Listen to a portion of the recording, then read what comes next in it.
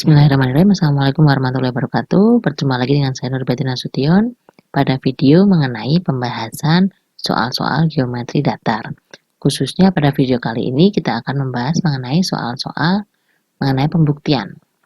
Nah, langsung saja kita masuk ke soal yang pertama yang dituliskan di papan tulis ya. Jadi diketahui sudut ABC dan sudut CBD itu saling berpelurus.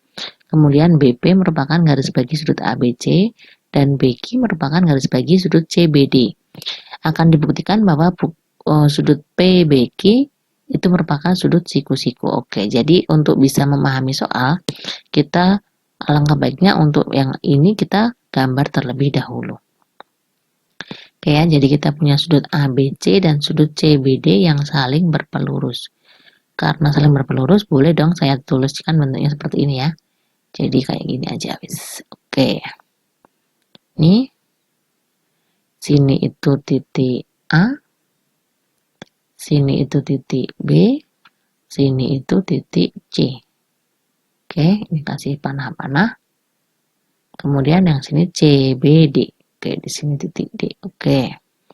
Kemudian BP garis bagi sudut ABC, berarti BP itu garis bagi. Oke, harusnya membagi dua sama, kita anggap seperti ini sama ya. Dan BQ garis bagi sudut CBD, ini kita anggap gini ya, CBD seperti ini. Oke, kita anggap sama gitulah. Oke, ini adalah BP dan ini adalah BQ. Yang akan dibuktikan, jadi ini tuh garis bagi ya, berarti besarnya ini dengan ini itu sama. Ini itu sama dengan ini, kemudian besarnya ini itu sama juga. Oke. Akan dibuktikan bahwa sudut PBQ itu siku-siku. Oke. Ini kita masih menggunakan tabel dulu aja lah. Karena agak sedikit rumit kayaknya soalnya, tapi nggak apa-apa. Pakai tabel dulu. Nanti bukti formalnya kita tulis juga. Jadi sebelah kiri itu berarti pernyataan, sini itu alasan. Oke, di bukti biasanya pernyataan yang pertama itu adalah frase di belakang kata jika. Ini kita nggak punya jika di sini. Kita tahunya langsung diketahui, kemudian buktikan begitu ya. Berarti jikanya apa dong kalau kayak gitu? Ya jikanya itu berarti yang diketahui itu gitu. Atau begini, kalau misalkan Anda bingung mau start dari mana, bolehlah kita berangkat dari yang paling bawah. Nanti kita kayak apa ya, mencegat gitu sih. Jadi kita berangkat dari yang paling bawah, nanti lihat yang paling atas itu perlunya apa. Pokoknya asal setiap langkah itu saling berkaitan. Oke, kita nalar aja. Kita mau membuktikan bahwa sudut PBQ siku-siku. Berarti Anda harus membuktikan PBQ itu sama dengan 90 derajat. Padahal PBQ itu apa sih? PBQ itu PBC ditambah CBQ gitu kan ya. Nah, padahal PBC itu apa sih? PBC itu separohnya dari ABC. Karena BP garis bagi. Begitu juga dengan CBQ itu separohnya CBD. Karena BQ itu garis baginya CBD. Berarti kalau gitu mungkin kita lebih bagus kalau kita startnya dari yang diketahui, yaitu BP dan BQ. Jadi gini, BP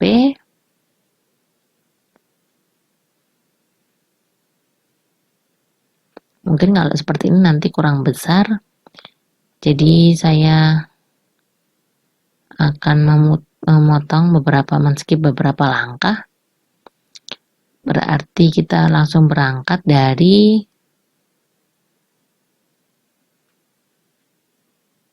begini aja, sudut ABC dan sudut CBD berpelurus dari yang diketahui. Kemudian yang kedua berarti akibatnya berpelurus, besarnya sudut ABC ditambah besarnya sudut CBD sama dengan 180 derajat. Dari apa? Definisi sudut berpelurus.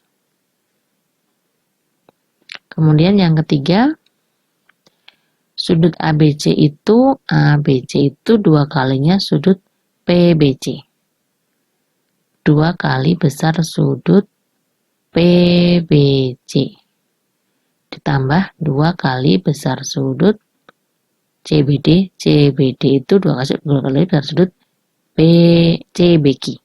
CBQ sama dengan 180 derajat. Kok bisa seperti itu? Kok bisa ABC itu 2 kalinya PBC? Karena BP garis bagi sudut ABC dan BQ garis bagi sudut CBD. Selanjutnya, kalau kedua ruas kita bagi 2, kita peroleh besarnya sudut PBC ditambah besarnya sudut CBQ sama dengan 90 derajat. Ini kita dari mana? Dari aljabar, kesetaraan atau kesetaraan. Kemudian yang kelima, kalau gitu PBC ditambah CBQ itu apa sih? Mereka kan sama-sama punya kaki sudut BC. Berarti kalau gitu mereka berhubungan ya. Berarti kalau gitu PBC ditambah CBQ itu sama aja dengan besarnya sudut PBQ. Sama dengan 90 derajat. Karena sudut berhubungan. Sudut berhubungan. Adjacent istilahnya. Kemudian yang terakhir, yang nomor 6, karena besarnya PBQ 90 derajat, maka sudut PBQ itu merupakan sudut siku-siku. Ini dari definisi sudut siku-siku. Nah, itu bukti pakai tabel. Sekarang kita ngomongin bukti formal. Caranya sama sih. Oke, bukti formal kita pakai warna kuning. Bukti formal. Gitu ya. Karena sudut ABC berpelurus dengan sudut CBD, maka besarnya sudut ABC ditambah besarnya sudut CBD sama dengan 180 derajat. Kemudian, karena BP garis bagi sudut ABC, maka besarnya sudut ABC sama dengan 2 kali besarnya sudut PBC atau 2 kali besarnya sudut PBA. Yang ini kita nggak pakai. Yang kita pakai yang ini. Kemudian pakai cara yang sama karena BQ garis bagi sudut CBD, maka besarnya sudut CBD sama dengan 2 kali besarnya sudut CBQ atau juga sama dengan 2 kali besarnya sudut DBQ. Kita nggak pakai yang ini, kita pakai yang tengah. Jadi yang ini sama dengan ini kita nggak pakai. Begitu juga dengan yang ini kita juga nggak pakai. Oke. Setelah kita punya itu terus ngapain? Tadi kita punya persamaan 1. Terus pada persamaan 1 akan kita ubah sesuai dengan hasil yang telah kita peroleh dari nih persamaan A dan juga persamaan B. Oh ya, substitusi A dan B ke 1 diperoleh MABC diubah menjadi 2 kali M sudut PBC. MCBD diubah menjadi 2 kali subbesar sudut CBQ yang mana sama dengan 180 derajat. Kedua ruas kita bagi dengan 2 sehingga diperoleh besarnya sudut PBC ditambah besarnya sudut CBQ sama dengan 90 derajat. Nah, karena sudut PBC dan sudut CBQ berhubungan, karena sudut PBC dan sudut CBQ berhubungan, maka besarnya sudut PBC ditambah besarnya sudut CBQ itu sama dengan besarnya sudut PBQ.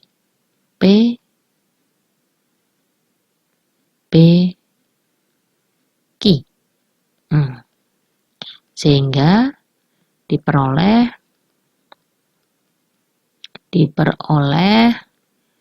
ini ya, jadi ini itu 2 itu jadi sudut diperoleh 2 menjadi ini PBC ditambah CBQ sama dengan sudut PBQ, berarti besarnya sudut PBQ sama dengan 90 derajat atau sudut PBQ merupakan sudut siku-siku. Nah, itu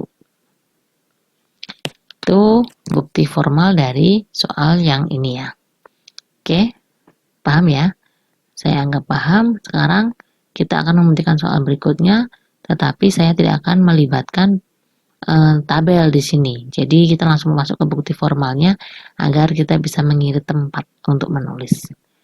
Oke, kita masuk ke soal berikutnya. Oke, soal yang selanjutnya adalah buktikan bahwa pelurus dari suatu sudut lancip adalah sudut tumpul. Nah, kita mau membuktikan ini, tapi sebelumnya agar kita lebih mudah membuktikan, maka alangkah lebih baiknya jika sudut yang akan kita gunakan itu kita beri nama. Jadi kalimat ini itu sama aja dengan buktikan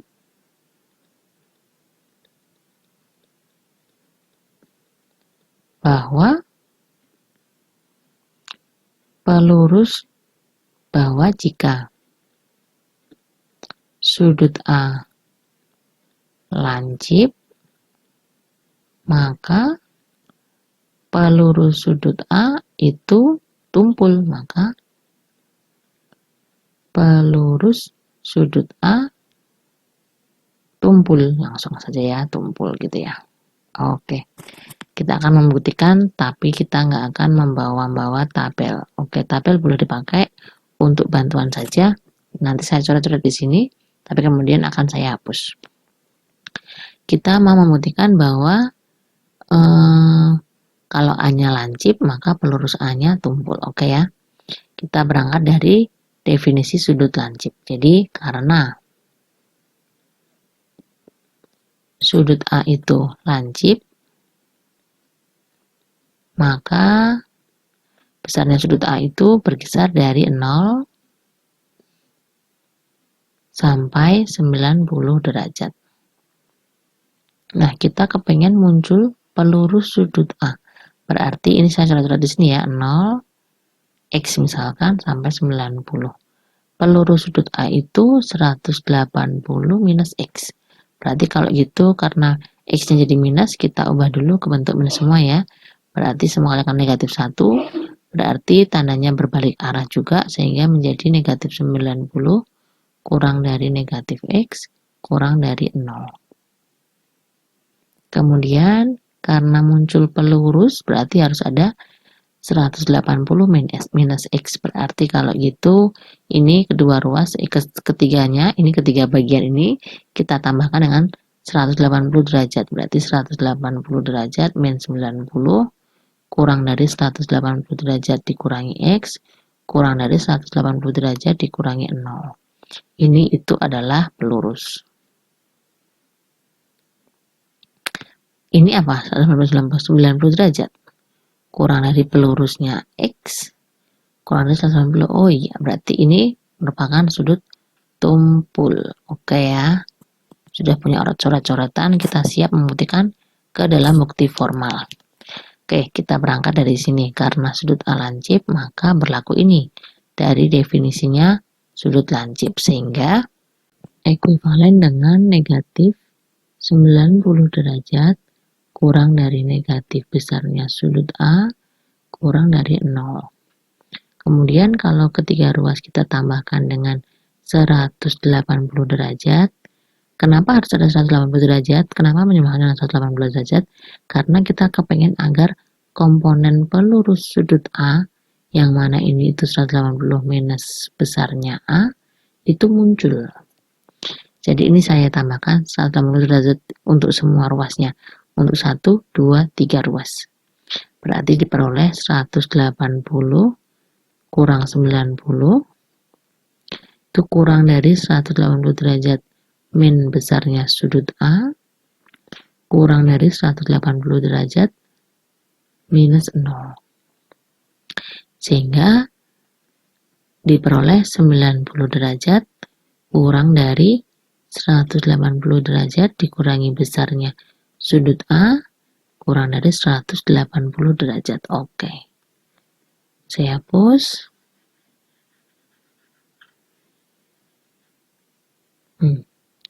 Sekarang tinggal yang mudah. Karena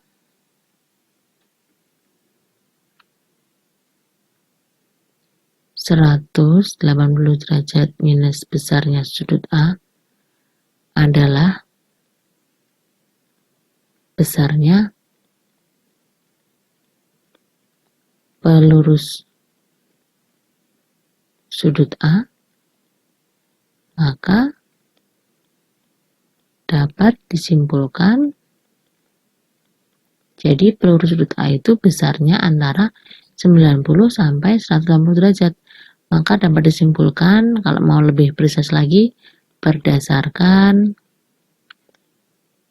definisi sudut tumpul. Oke, mungkin ini urutannya diganti ya. Maka berdasarkan definisi sudut tumpul dapat disimpulkan diperoleh bahwa pelurusnya sudut A adalah sudut tumpul.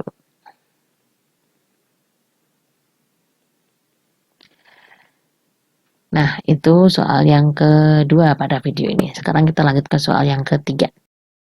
Oke, untuk soal selanjutnya, di sini kita punya gambar dan soal yang kita bacakan dulu kalimat soalnya. Buktikan bahwa jika AB dan CD berpotongan di E seperti gambar di bawah ini, maka sudut AEC itu 90 derajat. Nah, ini sepertinya juga ada kesalahan soal di sini. Dalam hal ini, AB dan CD itu berpotongan saling tegak lurus di E. Begitu ya, saya tambahkan ya. Mohon maaf jika ada beberapa yang tidak bisa dikerjakan.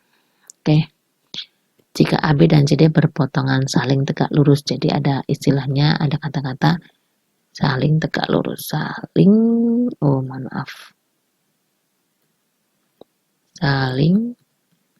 tegak lurus di E.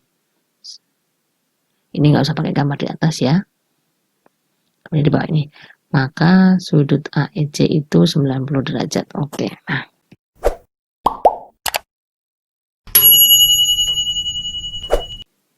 Baik, kita akan membuktikan soal ini dengan cara yang pertama kita berangkat dari definisi ketegak lurusan. Oke, jadi kita ingat lagi definisi tegak lurus. Definisi tegak lurus. Jadi dua garis dua garis dikatakan saling tegak lurus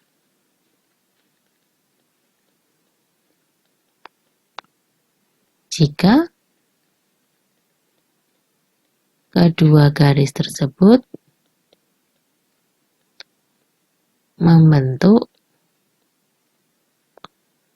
empat sudut yang saling berhubungan dan kongruen.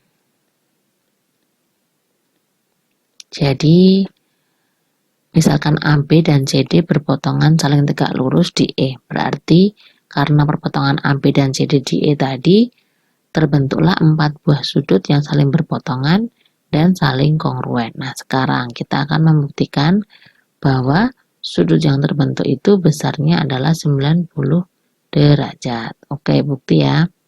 Karena AB tegak lurus CD dan berpotongan di E, maka yang sudut yang terbentuk itu apa saja sih? Sudut AEC kongruen dengan sudut CEB, kongruen dengan sudut BED, kongruen dengan sudut DEA. Ini dari definisi ketegaklurusan. Kemudian ya, kita ngomongin dua-dua dulu saja. Kita ngomongin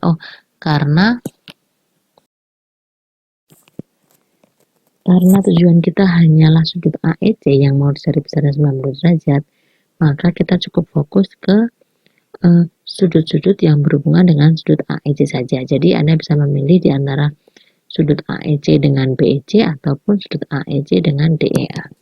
Saya memilih sudut AEC dengan sudut BEC. Nah, ini ya, perhatikan